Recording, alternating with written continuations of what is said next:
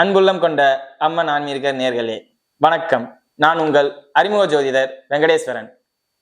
நம்ம இப்ப எதை பத்தி பார்க்க போறோம்னா தை மாத ராசி பலன்களை பார்க்க போறோம்.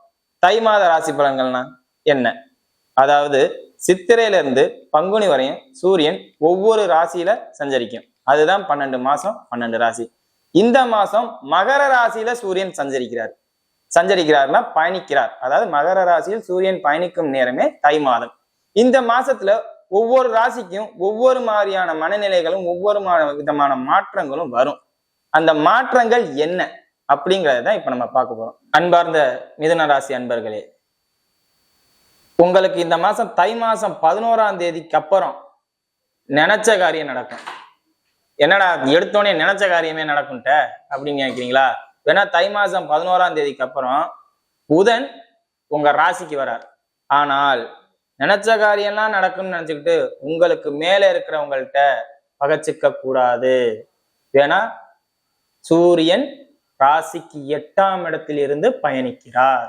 ராசிக்கு 8ஆம் இடத்துல இருக்கும் முதல்ல எதுவும் டாக்குமெண்ட் ரீதியான வம்பு வராது. எப்ப? தை மாசம் 11ஆம் தேதிக்கு அப்புறம் டாக்குமெண்ட் ரீதியா வம்பு வராது. அதுக்கு முன்னாடி வரையும் டாக்குமெண்ட் ரீதியா பிரச்சனை வராம பாத்துக்க வேண்டியது உங்க கடமை.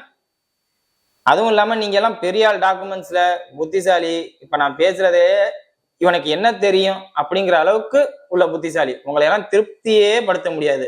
உங்களுக்கு ஆசை அதிகம், உங்களுக்கு புத்தி அதிகம். உங்களை எல்லாம் இம்ப்ரெஸ் பண்றவங்க ஒருத்தவங்க இருந்தாங்கன்னா அவங்களாம் மிகப்பெரிய ஆள். உங்களை இம்ப்ரெஸ் பண்ற அளவுக்கு எனக்கு திறமை இருக்கான்னு தெரியல. இருந்தாலும் ஜோதி ரீதியா உங்களுக்கு நடப்ப சொல்றேன், வேற எதுவும் இல்லை. உங்களெல்லாம் எங்களால இம்ப்ரெஸ் பண்ண முடியாது. ஆனாலும் உங்களை நான் ஜோதிட ரீதியான நடப்பு இந்த மாதிரி இருக்கு, உங்களுக்கு இப்படி இருக்கு அப்படிங்கிறத நான் சொல்றேன்.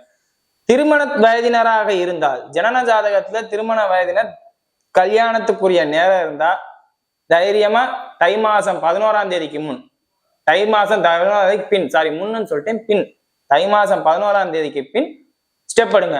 ஏன்னா 7ஆம் இடத்துல இருந்து ராசிக்கு 7ஆம் பார்வையா இருந்து பார்ப்பாங்க. அதனால நிச்சயம் திருமணம் இருக்கும். நிச்சயம் இந்த தை மாசத்துல உங்களுக்கு கல்யாணம் அமையுதுங்க, நிச்சயம் அமையுது. ஜனன ஜாதகத்துல திருமண அமைப்பு நட்சத்திர தசாபுத்திகளும் 7ஆம் அதிபதியும் பங்கம் இல்லாம இருக்கும் பட்சத்தில், பங்கம் இல்லாமனா 7ஆம் அதிபதியும் பங்கம் நெகட்டிவா இருக்கக்கூடாது. நடக்கிற தசாபுத்தி நல்லா இருக்கணும். இது ரெண்டும் கரெக்டா இருந்துச்சுன்னா நடப்புல உங்களுக்கு பொண்ணு அமையும். நல்லா படிச்ச பொண்ணு அமையும், நல்ல நாலேஜபிளான உங்களை மாதிரியே அமையும் அப்படின்னா சொல்லிக்கலாம். நீங்களே ஒரு நல்ல நாலேஜபிள் பர்சன், உங்களை மாதிரியே ஒரு நல்ல நாலேஜபிள் பர்சன், வாக்குவாதம் பண்றவங்க, குதர்க்கமா பேசுறவங்க, விகடகவி மாதிரி பேசுறாங்க. அது என்ன விகடகவினா? முன்னாடி இருந்து படிச்சாலும் விகடகவி தான், பின்னாடி இருந்து படிச்சாலும் விகடகவி தான். அந்த அளவுக்கு அதிக பிரசங்கித்தனமா இருக்கிற தன்மை உள்ள மனைவி கிடைப்பாங்க. அதான் பிரசங்கினா நீங்க தப்பா நினைக்காதீங்க, நல்ல நாலேஜபிளா இருப்பாங்க. அந்த மாதிரியான மனைவி கிடைப்பாங்க. அதே மாதிரி 2ஆம் திருமணத்தை பத்தி யோசிக்கிறவங்களா இருந்தா தற்காலிகமாக உங்களுக்கு 2ஆம் திருமணம் வாய்ப்பு இல்லை, தேட வேண்டாம். உங்க எதிரிகள் உங்கள்கிட்ட பணிவாங்க. கோர்ட்டு கேஸ் டைவர்ஸ் இந்த மாதிரி நினைச்சுக்கிட்டு இருந்தீங்கன்னா இப்பவே சொல்லிடுறேன், கோர்ட்டு கேஸ் இருக்கிறவங்க எல்லாம் உண்மையான நல்ல நேரம். 6ஆம் அதிபதி வக்ரம். என் முன்னாடி நீ தோத்து தாண்டா போன சொல்லிட்டே போலாம். நீ எப்படி இருந்தாலும் என் முன்னாடி தோத்து தாண்டா போவ அப்படின்னு சொல்லிட்டே போகலாம். ஆனா 2ஆம் திருமணம் நினைச்சு போனீங்கன்னா அவங்க முன்னாடி நீங்க தோத்து போவீங்க. டைவர்ஸ் வாங்குறவங்களுக்கு கோர்ட்டு கேஸ் போக வேண்டாம், அவங்க அந்த மாதிரி போக வேண்டாம். முடிஞ்ச அளவுக்கு ஒருவனுக்கு ஒருத்திக்கு ஒருவன் அந்த மாதிரி இருப்போமே, அதை ஃபாலோ பண்ணிக்கங்க. கோர்ட்டு சார்ந்த விஷயங்கள், போலீஸ் சார்ந்த விஷயங்கள், ஏதாவது பிரச்சனை, பஞ்சாயத்து எல்லாம் முடிவுக்கு வந்துடும். எல்லாம் உங்க கண்ட்ரோல். இந்நேரமே நீங்க கண்ட்ரோலுக்கு வந்திருக்கும். இன்னும் தை மாசம் 8க்கு அப்புறம் இன்னும் வலுவா உங்க கண்ட்ரோலுக்கு வரும். எல்லாமே பிரச்சனை என் காலை கீழே தான் அப்படிங்கிற மாதிரி கொண்டு வந்துருவீங்க. மற்றபடி உங்களுக்கு எதுவும் இடம் வாங்கணும், சொத்து வாங்கணும், வீடு வாங்கணும், வண்டி வாங்கணும் அப்படின்னு நினைக்கிறீங்களா? அமையும். உங்களை தேடியே வரும். சமயத்துல உங்களுக்காகவே தேடி வரும். ஏதாவது நினைச்சிருப்பீங்க, ஏதாவது என்னைக்காவது நினைச்சிருப்பீங்க, இந்த மாதிரி நான் வீடு கட்டணும்னு நினைச்சேன். இப்ப அதுக்கான ஆப்பர்ச்சுனிட்டிஸ் கிடைக்கும். கடன் வாங்காமையே நீங்க வீடு கட்டலாம். இப்ப உங்க கையில காசு இருக்கும், கடன் இல்லாம வீடு கட்டலாம். அதே மாதிரி ஜனன ஜாதகத்துல நடப்புல வீடு கட்டுற அமைப்பு இருந்தாதான் காசு வரும். நீங்க உடனே கையில காசு இருக்குன்னு சொல்லிட்டு உடனே எண்ணெய் தீத்த கூடாது. ஏன்னா 12ல குரு வக்ரமா இருக்காரு. அப்படிங்கும் போதுல விரைய செலவு அதிகமா பண்ணணும். அந்த விரைய செலவு வீட்டு செலவா இருந்தா உங்களுக்கு சுபம். அதை வச்சுதான் 4ஆம் அதிபதி 7ல இருந்து ராசியை பார்க்கறதுனால நிச்சயம் வீடு கட்டுவீங்கன்னு சொன்னேன். உடனே நீங்க என்கிட்ட கையில காசே இல்லை, வேணும்னா வீடு கட்ட சொல்றான்னு நினைக்கிறேன். ஜனன ஜாதகத்தில் வீடு கட்டுற யோகம் இருந்தா நிச்சயம் உங்க கைக்கு காசு வரும். சொத்து வாங்குற யோகம் இப்ப நடந்துச்சுன்னா, ஜனன ஜாதகத்துல இப்ப சொத்து வாங்குற அமைப்பு இருந்தா நிச்சயம் உங்க கைக்கு காசு வரும். சொத்து வாங்குவீங்க, முடக்கம் பண்ணுவீங்க, அதெல்லாம் உங்களால பண்ண முடியும். ஒரு பெரிய இன்வெஸ்ட்மெண்ட்ல இன்வெஸ்ட் பண்ணி லாக் பண்ணுவீங்க, அதெல்லாம் உங்களால முடியும். ஆனா ஜனனகால ஜாதகம் தப்பா இருந்து நடப்புல 12ல குரு வக்ரமா இருக்கிறனால கையில காசு கத்தாது. அதை நான் முன்னாடியே சொல்லிடுறேன். இது உங்களுக்கு மட்டும் இல்ல, இன்னும் ஒரு சில ராசிகளுக்கும் சொல்லுவேன். அதெல்லாம் நீங்க தப்பா நினைக்க கூடாது. என்ன கையிலேயே காசு இல்லை, இவன் என்ன சொத்து வாங்க சொல்றான், வண்டி வாங்க சொல்றான், இவனை வச்சு என்னையா பண்றது அப்படின்லாம் தயவு செஞ்சு கேட்காதீங்க. ஜனனகால ஜாதகம் தான் முதன்மை.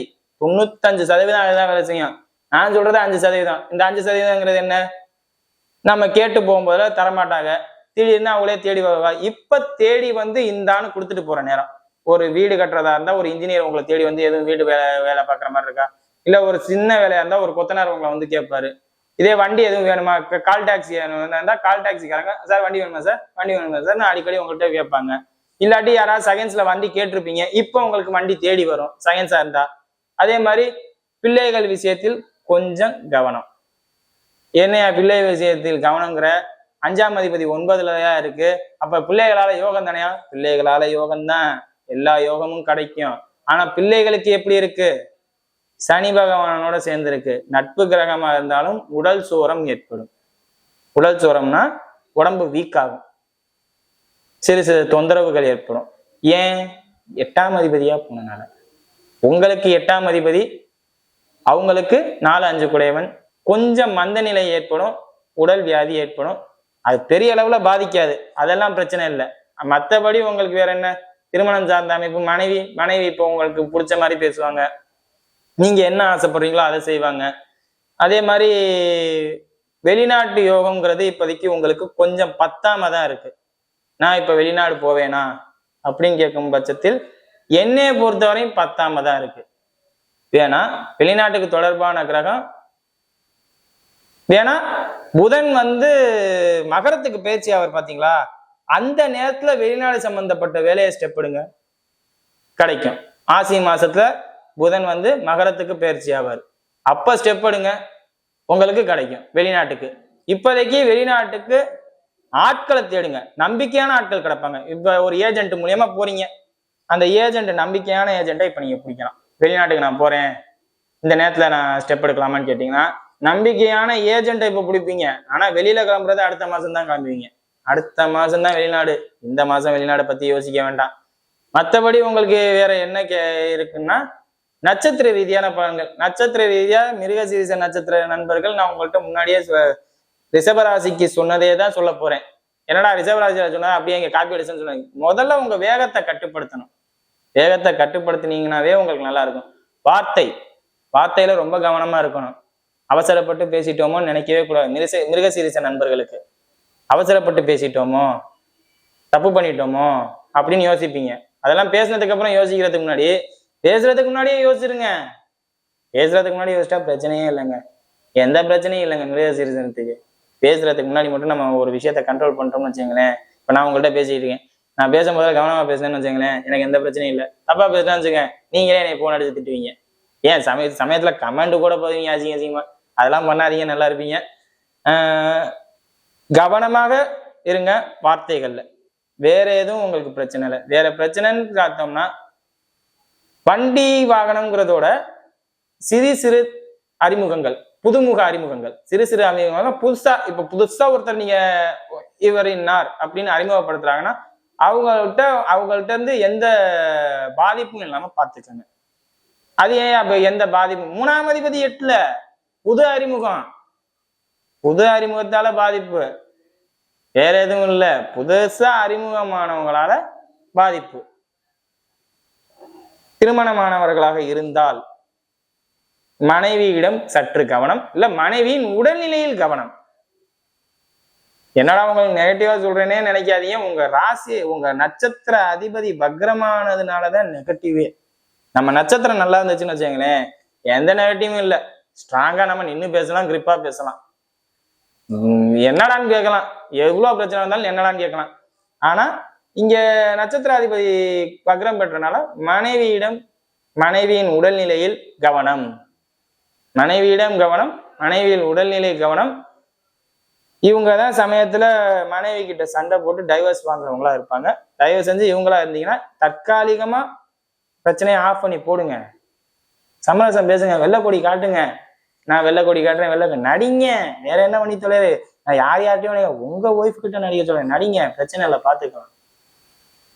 மற்றபடி மிருகசீரிசத்துக்கு பிரச்சனையே நல்லதே நடக்காதான்னு கேட்டா நல்லதே நடக்காது. இல்லை, உங்களுக்கு சொத்து சார்ந்த விஷயங்கள்லாம் நல்லது நடக்கு, வண்டி வாகனம் சார்ந்த விஷயங்கள்லாம் நல்லது நடக்கு. அதை நீங்க பயன்படுத்துற வார்த்தை சொன்னேன்ல, அந்த வார்த்தையை விடுற விதத்துலதான் இருக்கு. உடனே நல்லா இருக்குன்னு என்ன வேணாலும் பேசலாம் கிடைக்கணும். வார்த்தையை விடுற விதத்துல மிருகசீரிசது. அடுத்தது திருவாதிர நட்சத்திரம். உங்களுக்கு தாங்க எல்லாமே. உண்மையிலே தை மாசம் 5ஆம் தேதிக்கு அப்புறம் உங்க நட்சத்திராதிபதியோட உச்ச சுக்கிரன் சேருது. புதன் 7ஆம் பார்வையா 11 தை மாசம் 11ஆம் தேதிக்கு அப்புறம் 7ஆம் பார்வையா பாருது. அப்படிங்கும் போதுல இந்த சொத்து பத்து அதிர்ஷ்டம் எல்லாம் தேடி வருதுன்னு சொன்னது உங்களுக்கு தான். கல்யாணம் ஆக போகுது, கல்யாணத்துக்காண்டி திருவாதிர நட்சத்திரக்காரன் கல்யாணத்துக்காண்டி யோசிக்கிறீங்களா? ஸ்டெப் எடுங்க, யோசிக்கவே வச்சுங்க. தை மாசம் 5ஆம் தேதிக்கு அப்புறம் பொண்ணு கன்ஃபார்ம். ஜனன ஜாதகத்துல மட்டும் ஜாதகம் உங்களுக்கு நல்லா இருந்து திருமண தோஷம் இல்லாம கல்யாணம் ஆகிற மாதிரி இருந்துச்சுன்னா உங்களுக்கு பொண்ணு ரெடி. அழகான பொண்ணே உங்களை தேடி வர்றா. அழகான பொண்ணு, செல்வாக்கான பொண்ணு, பெரிய இடத்து பொண்ணு எல்லாம் தேடி வருவாங்க. உங்களுக்கு தான் இந்த பெண் சார்ந்த விஷயம் சொன்னேன் பாத்தீங்களா?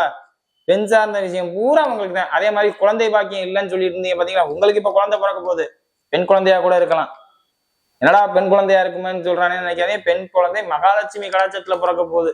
அப்புறம் ஏன் நீங்க அது தப்பா நினைக்கிறீங்க? மகாலட்சுமி கலத்துல உங்களுக்கு ஒரு பெண் குழந்தை கருவுறலாம், இல்லாட்டி இப்ப பிறக்கலாம். அது உங்களுக்கு திருவாதிர நட்சத்திரக்காரங்களுக்கு பிரச்சனையே இல்லை. காரணம் என்னன்னா தை மாசம் 5ஆம் தேதி உச்ச சுக்கிரனோட ராகு சேருது. அதே மாதிரி 7ஆம் பார்வையா ராசியாதிபதி 7ஆம் இடத்தை ராசியை பாக்குது. அப்படிங்கும்போது திருமணத்துல உங்களுக்கு பிரச்சனையே இல்லை. நண்பர்கள் ரீதியா ஏதாவது, இன்னும் சொல்ல போனா நண்பர்களே உங்களை தூக்கி வைப்பாருங்க. ஏதாவது சம்பந்தமே இல்லாம நடந்து உங்களை தூக்கி விட்டு போயிடுவாரு. நான்டா கஷ்டப்பட்டேன், நீ எப்படா பேர் வாங்கின, அதுதான்டா விதி அப்படின்னு சொல்லுவீங்க நீங்க. அதான்டா நேரம் அப்படின்னு சொல்லி உங்களோட இமேஜை உயர்த்திக்கிறீங்க. உண்மையிலே உங்களுக்கு சூப்பரான நேரம் இந்த வாட்டி. புனர்பூச நட்சத்திரக்காரங்களுக்கு சற்று கவனம். ஏன்னா ராசிக்கு 12ல இருந்து குரு வக்ரமாயி செயல்படுறாரு. அப்படி செயல்படும் போதுல வெளிநாட்டுல இருக்கிறவங்களுக்கா இருந்தா யோகம், இப்படி சொல்லலாம். உள்ளூர் ராசியா வேண்டாம், வெளிநாட்டுல இருக்கீங்களா உங்களுக்கு யோகம். வீடு கட்டிட்டு இருப்பீங்க இந்நேரத்துக்கு, இல்ல வீடு கட்டுறதுக்கு உண்டான ஏற்பாடு பேசாம இப்ப போன வருஷம் வெளிநாடு போனோம், வீடு கட்டிடுவோமா, அந்த யோசனையில இருப்பீங்க. நம்ம வீடு கட்டலாமே, கையில தான் காசு பணம் சேர்ந்துருச்சு, ஊருக்கு அனுப்பி வீடு கட்ட சொல்லலாமே. இல்லாட்டி வீட்டுக்கு வண்டி ஆடு மாடு வாங்கி ஒரு தொழில் மாதிரி பண்ணிட்டு ஊர்ல செட்டில் ஆகலாமே. இவங்களும் இருக்கீங்க. அதாவது இப்ப பணத்தை வெளிநாட்டுல இருக்கிறவங்க எப்படி இன்வெஸ்ட் பண்ணலாம்னு யோசிச்சு கரெக்டா ஸ்டெப் எடுங்க. வண்டி வாகனத்துல போடலாம். வண்டி வாகனம் வேண்டாம், வண்டி வாகனம் தான் அது எப்படி பார்த்தாலும் செலவுதான். இதே ஆடு மாடு சார்ந்த கால்நடை வளர்ப்புகள், விவசாய பூமியை வாங்குறது, வெளிநாட்டுல இருக்கிறவங்களா இருந்தா விவசாய பூமியை வாங்குறது, ஆடு மாடு வளர்க்குறது. அதுக்கப்புறம் வேற என்னென்னலாம் இருக்கு, அதுக்கப்புறம் வீடு கட்டுறது, வீடு இல்லாதவங்களா இருந்தா வீடு கட்டுறது, இல்லாட்டி வாடகை வீடு கட்டி விடுறது, இதெல்லாம் பண்ணுங்க. வெளிநாட்டுல இருக்கிறவங்களுக்கு உண்மையிலே நல்லா இருக்கும். உள்ளூர்ல இருக்கிறவங்களுக்கு அப்ப என்ன பண்றது அப்படின்னா, உள்ளூர்ல இருக்கிறவங்களுக்கு மருத்துவ செலவு இல்லாம பாத்துக்கோங்க. முதல்ல மருத்துவ செலவை ஸ்ட்ராங் பண்ணிட்டோம்னாவே அதுக்கப்புறம் எல்லாமே ஸ்ட்ராங் தான். இல்லாட்டி பூமி கையில காசு இருக்கா, உடனே பூமியை வாங்கி போடுங்க. டாக்குமெண்ட்ஸ்ல பிரச்சனை இல்லையா, டாக்குமெண்ட்ஸ் எல்லாம் பிரச்சனை வருது, இந்த நேரத்துல பூமியை வாங்கி போடுங்க. முதல் பணம் வர வர வர எங்க செலவு பண்ணணும், அதை எப்படி பேக்கப் பண்ணணும் அப்படி பார்க்கணும். எங்க பணம் வருது, பணம் வந்துச்சுன்னா எங்க பேக்கப் பண்ணணும்னு பாத்துக்கணும். இல்லாட்டி வந்த நேரத்திலே போயிடும். ஏன்னா உங்களோட நட்சத்திர அதிபதி குரு ராசிக்கு 12ல இருந்து செயல்படுறாரு. ராசிக்கு 12ல இருந்து செயல்படும். பணம் ஒரு பக்கம் வரும், செலவு ஒரு பக்கம் வரும். அந்த செலவே நம்ம லாபகரமா மாத்திக்கிட்டா லாபகரமா மாத்திக்கிட்டானா என்ன? ஒரு நகையை வாங்கி வைக்கிறது. நகை வேண்டாம், உங்களை ஏமாத்தி விடுவாங்க, ஏன்னா கலப்படம் பண்ணி விட்டு போயிடுவாங்க. இடத்த வாங்கி வைக்கிறது, இல்லாட்டி வீடு கட்டுறது, இல்லாட்டி வேற என்ன பண்ணலாம், பசுமாடு வாங்குறது. நான் ஆடு சொல்லல, பசுமாடு வாங்கி வைக்கிறது. இல்ல ஒரு வாழைத்தோட்டம் மாதிரி விவசாய பூமி நான் வச்சிருக்கேன், நான் என்ன பண்றது, வாழைத்தோட்டம் நடுங்க. பண்ணல இருக்கு, நட்டமா போயிரும் சொல்லுவாங்கதான். வாழை மரத்தை வச்சு வெட்டதான் போறீங்க நீங்க, வளர்த்து வெட்டி அவன்கிட்டயே கொடுக்க போறீங்க, அவ்வளவுதான். அதுக்கு செலவு பண்ணுங்க. எல்லாரும் சொல்லுவாங்க பன்னெண்டுல குரு இருக்கும் போது வாழை மரத்தை போய் அதாவது குரு தான் வாழை மரம், வாழையடி வாழை. பன்னெண்டுல குரு இருக்கும் போது வாழையடி வாழையா இருக்கிறத வெட்டிடுவோம், வேலை முடிஞ்சிருச்சு. பன்னெண்டுல உள்ள குருவை நான் விரைய மாட்டேன், அவ்வளவுதான். இப்படிதாங்க மாத்திக்கணும் நம்மளோட இந்த நேரத்தை. உங்களுக்கு உள்ளூர்ல இருக்கிறவங்களா இருந்தா மருத்துவ செலவு இல்லாம பாத்துக்கணும், பெருஞ்செலவு இல்லாம பாத்துக்கணும். பணம் வருதா அதை எங்க செலவு பண்ணணுங்கிறதுல கவனமா பாத்துக்கிட்டீங்கன்னா உங்களை யாரும் அடிச்சுக்க முடியாது. வேற எதுவும் இருந்தா நேரடியா போன்ல பேசுங்க, கீழே என்னோட கான்டாக்ட் நம்பர் இருக்கு. நன்றி.